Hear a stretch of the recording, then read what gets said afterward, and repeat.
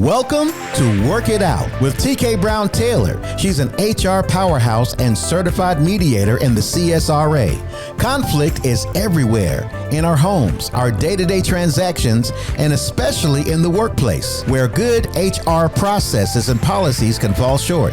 Save time, save money. Don't rush to litigate, mediate. Visit brownsstonemediation.com. Now here's TeKay and Neil. TeKay, today I feel a little bit like David Letterman. Want to know why? Do you remember on his program, he did like a top 10 list and it was funny. He would just kind of pose a question and make a little bit of humor out of it. So anyhow, there are 10 typical HR mistakes that companies make. And today we're just going to get started with 5 on this episode. But before we look at the negative side, the mistake side, you've worked for a lot of good companies. What does a really good HR department look like, first of all? Oh, wow, that's a great question. Well, a really great HR partnership looks like one that is exactly that, a partner to the rest of the organization, meaning the frontline leaders, the senior leaders, the finance, who think of HR not only being needed in those negative or bad times, but are wanting and willing and open to having HR at the table. And so a great HR department is one that's trusted and that's valued. Excellent. Now, when you go to hire somebody, I guess you have to make a determination on how to classify them. And you say that's the first mistake. Particularly when I talk about that is small business, possibly nonprofit, those organizations who often don't have the resources immediately starting a business and able to hire personnel, to hire staff, to build a business. I often say there's only 2 ways to build a business: financial capital and human capital. And so oftentimes the nonprofit startups and the small business do not have the human capital to help grow a business. And so they lean and glean to a tool, which should be used as a tool, as contracting the services and the support that they need. And that's those 1099. And so some of them don't even know, they only know the word 1099. But those are those non-employees, non-W-2 employees.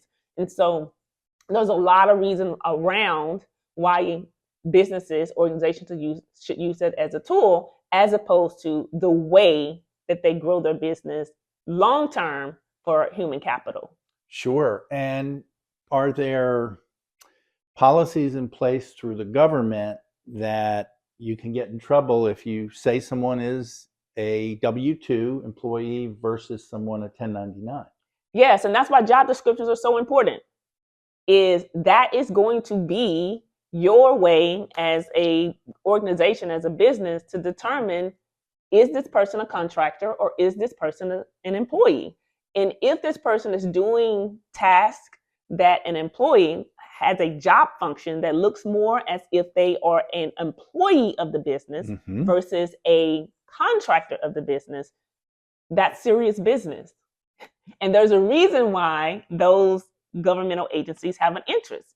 It's because when we create jobs, job creations benefits not only you as the employer and employee, but it also benefits the community. It benefits the state in the sense of there's employment tax, there's benefit tax, there's all those different things as to why the state would have a vested interest in employees. And so, yes, there's penalties, there's fines, that's that reputation. There's a lot of things why this would be important for a business to consider and get equipped and aware, knowledgeable on how important misclassification is when do the person that when we, first 2-3 years out of the business, we needed you to, on a project base, on a contract base, or now you work so well with our company, I want to offer you and have you come be an employee. Or maybe they're doing the work that they're doing looks very similar to an employee. And there's a need to really fine tune what those individuals are doing for your organization, so you don't end up in that hot water of misclassification, because it's a serious. So many people now are working from home and going into the office some. Do you think that has or could have an impact in the future over how to classify someone? Because there isn't anyone necessarily all the time directing them. No, not so much. I believe whether a person is virtual or a remote, because before you determine whether they're going to be virtual or in remote, you have to determine if they're an employee. Mm-hmm. And so, if they're an employee, that's something internally that you decide as to how they're going to accomplish the job. We're talking more around whether they belong to your company or they do not belong to your company as an employee. Mm-hmm. And so misclassification is really who is the decision maker, who is in control of the work. As an employee, you control how the work is getting done, whether they're virtual or remote. As a contractor, the contractor determines how they're going to do the work. So you don't have a control over that. And oftentimes they're not going to be in your organization, so they're virtual. Okay. Or they're not working, or they're coming to do the work on your site and going back to their primary place of business. As an employer, you don't control that. Maybe you can have some recommendations, you can have some discussions, you can negotiate, you can work that out, sort it out with the contractor. But at the end of the day, the contractor is responsible for executing what you need him or her or that organization, that business to do. And they determine how it's going to be done. And before we get on to the second mistake, when you're sitting with a company owner or an HR professional, how would you help them determine who is an employee and who is a contractor? Do you kind of talk through and ask questions? Yes, and that goes back to the job function. What are the tasks? What are the responsibilities? Who needs to be directing those tasks and responsibilities? And so we look at the job itself and really determine, and that goes back to job descriptions, which most, I can say, is an area of opportunity for organizations in how we acquire, hire individuals with the job description. There's a lot of work on and I like to say, call it an area of opportunity around job descriptions. What does a job description need to entail? Because that's where it starts. Because when you hire someone, they apply to that job based on the job description. And so it's so funny. I was just meeting with one of a client, and we were going through a situation, discussing a performance situation. And one of the performance, and when they were giving background and context about it, is that when the employee was hired, he talked with the hiring manager, and of course, by the time it got to the next level of hiring leaders, is that particular applicant or candidate now, because he had been hired, I didn't know this was the job. Oops. Right? Is exactly it. Is how did we have someone come into the organization through an application process, an interview process, and then once hired, begin to have hesitation, reservations, because that's not the job that they did not believe that they were applying for. Goes back to the job description, right? And so we help and work with leaders and organizations to really go through the job function, just to make sure that those tasks and those functions align with the job. All right. Now, up next for us, mistake number 2, you've hired the wrong person. What do? We will be right back. You're listening to Work It Out with TeKay Brown Taylor from Brownstone Mediation Services. Family, business, your workplace. What is conflict costing you? Visit brownstonemediation.com to see how you can find a resolution and maybe even a reconciliation of a broken relationship. That's brownstonemediation.com. Mistake number 2, hiring the wrong person. TeKay, how do you know as an employer that you've made a mistake? usually 2 months, 3 months in the job, and you're now having all types of personnel issues with that employee. Mm-hmm. You now know this person that you were so excited about, you thought it was the next, he or she was the next thing to slice bread, Mm-hmm. were working out so well, and then suddenly things change. That's when you know you've hired the wrong person, and you're already talking and thinking about how to get them and walk them out the door. Could that mistake have been prevented? Is there something on the front end you would recommend to, I mean, we can't all be perfect, but to avoid that hiring mistake? Well, everything's situational, but I would say 99 times or 9 times out of 10, there are things that we as employers and in hiring Mm-hmm. professionals, managers can do to help us in identifying the right person for the job. So often when we talking about job descriptions, Mm-hmm. there's so much, job descriptions are so important. And oftentimes when we are working with job description, we're so focused on the job itself, the task itself, and we forget all about the culture, the soft skills. Are they relational, team players? Do they work well? Do they align with what we believe in?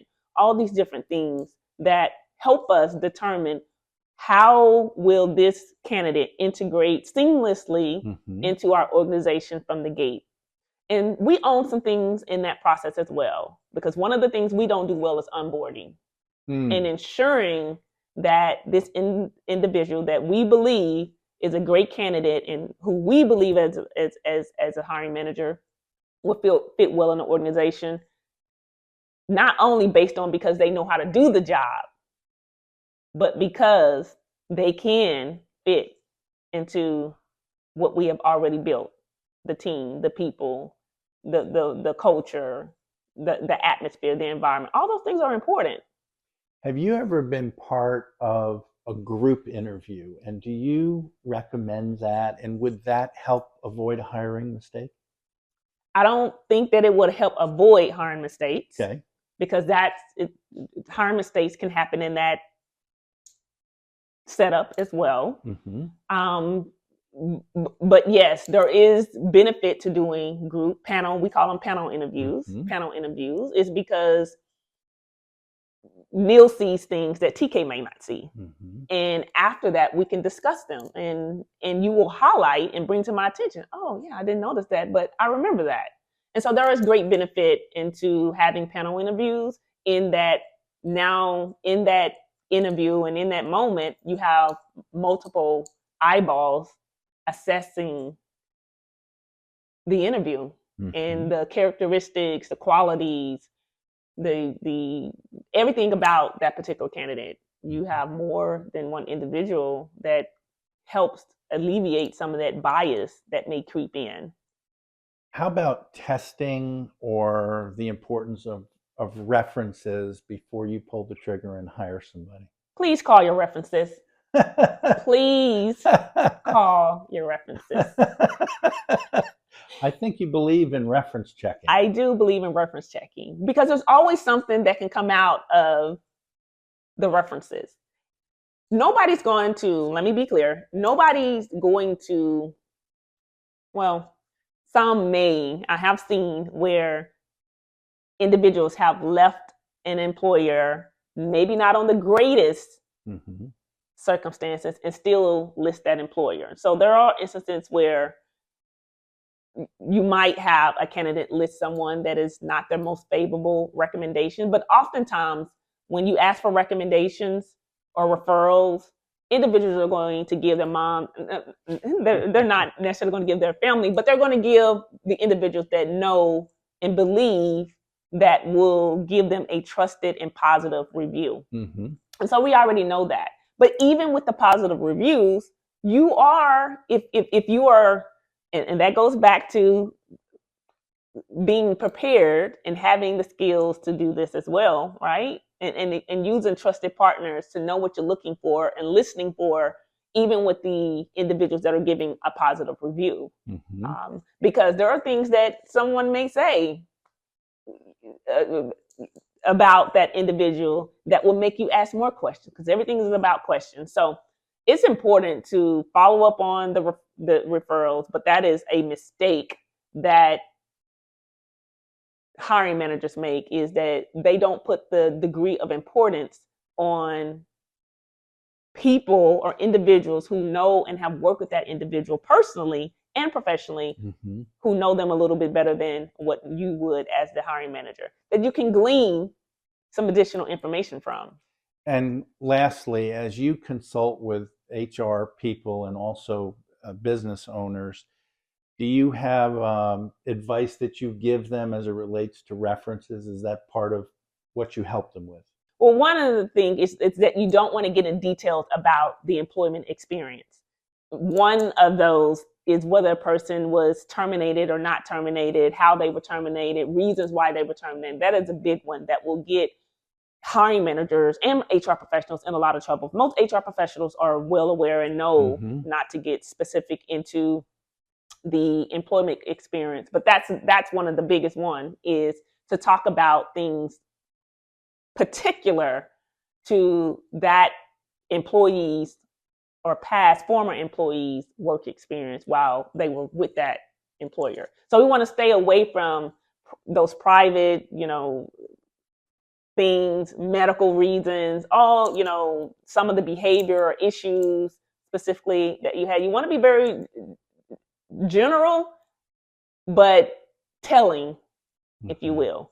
And one good way of doing that is, would you hire that individual again? That's a very telling. If I say yes, that's telling. And if I say no, that makes you want to know more.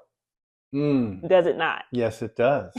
Right. So you don't have to get into the details to be able to say what you need to say. Okay. When we come back, hiring mistake number 3, lack of documentation on employees' performances. Stick around. We'll be back in just a moment.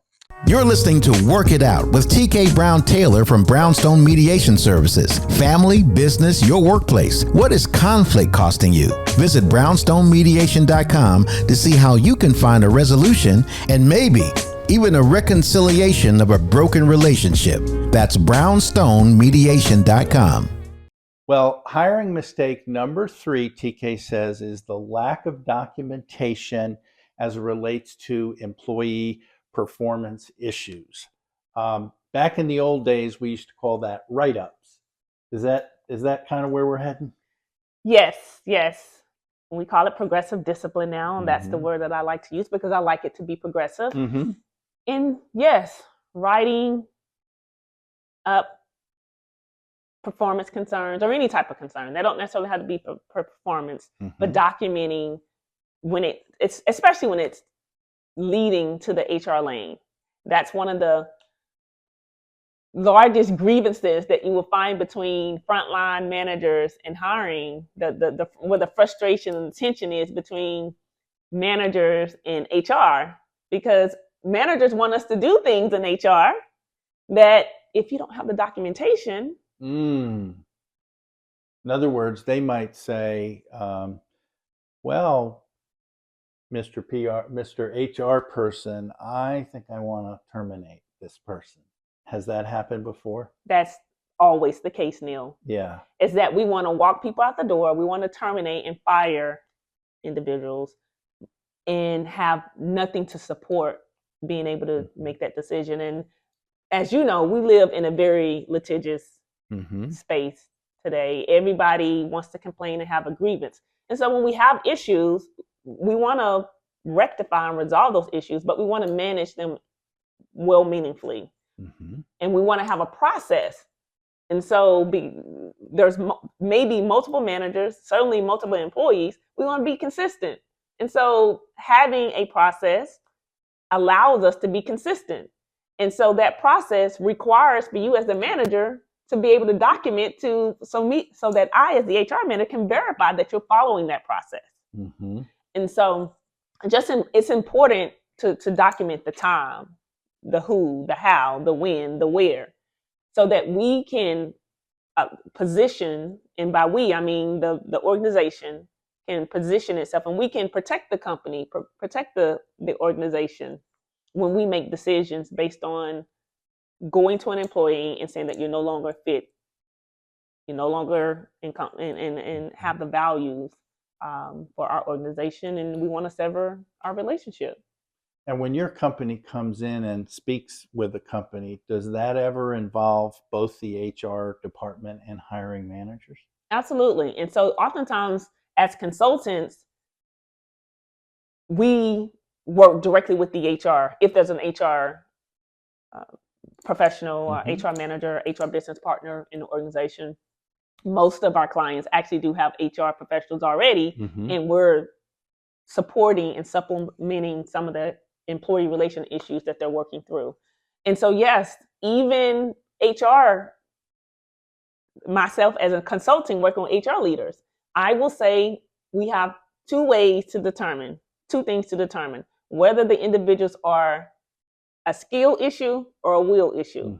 And so most often the documentation is in that will issue. Documenting so that we could be very clear that this is not an issue or concern because of the person's ability or capability, the skill. That's oftentimes usually the easier fix, getting the person what they need so they can skill up to be able to perform the way expected. They can meet the job expectation. We as the hiring manager, the consultant, or the HR professional or manager in the organization don't have a lot of control over the will. What we can do is encourage, support, help, guide, encourage the will issue, but we have to determine whether there's a skill or a will. And in determining whether there's a will, because we don't control that, we're more in the support function, is that documenting becomes so important, because then we can document it on April 1st, we sat down, we met with you, this is what we agreed to, this is what you, employee, committed to and said that you would take ownership of. We've documented that. They are aware of it because it's documented. They can see. And now here we are in July 2nd, a few months fast forward, and we're still having some of the same concerns. And so documentation is so important. And that's just for performance issues. But documentation around other personnel issues, meaning, leave, having to be out, especially when you have multiple employees to manage, it becomes even more greater importance, because I can't remember yesterday, let alone remember yesterday for 10 employees or 5 employees. Put it in writing. And so whenever outside support, upper leadership, senior leadership has questions, then it's much easier versus coming out of your head than as a hiring manager or a manager or supervisor that you documented, and it's well documented, meaning it has the how, when, where, what action was taken, what we said would happen. It's so helpful when you have that information to be able to continue to action plan around the performance issue or the performance concern. Do you still encourage your clients to do reviews, since we're all not always in the same place at the same time because of, remote working and so forth, but are reviews still a good idea? Oh, Neil, that's a great question. Yes, absolutely. And we have a culture of just doing annual reviews. That's kind of standard. Looking at doing a formal review at some point in the year. And I am of the philosophy, and have been doing this work 2 decades, is that we should always be giving feedback. Feedback is an ongoing process, and really conditioning leaders, because we have to start with the leaders, because those are the ones who are kind of setting the tone, but conditioning our leaders so that they can help influence the employees, that feedback is a gift. And so we should encourage the folks who work for us to be seeking and looking and asking for feedback. And if we create a atmosphere of feedback as a gift and deliver it in a way that's meaningful, that it's two-way, then it really helps to usher that the thought around feedback should be ongoing, continuously, and on time, like regularly. Just think that something I did in January, you're giving me feedback on it in December. It doesn't resonate the way the Right. good job doesn't resonate the way it would if you had given it exactly when I did it. And so we just should get into the mindset of doing one-on-ones with our staff, having what I like to call stand-up meetings. Like we stand up to do it because that's how quick it needs to be done. Accountability. Yes, right? all those different things. And so, yes, we should be doing reviews, and we should do them. We should get creative with them. The annual review is,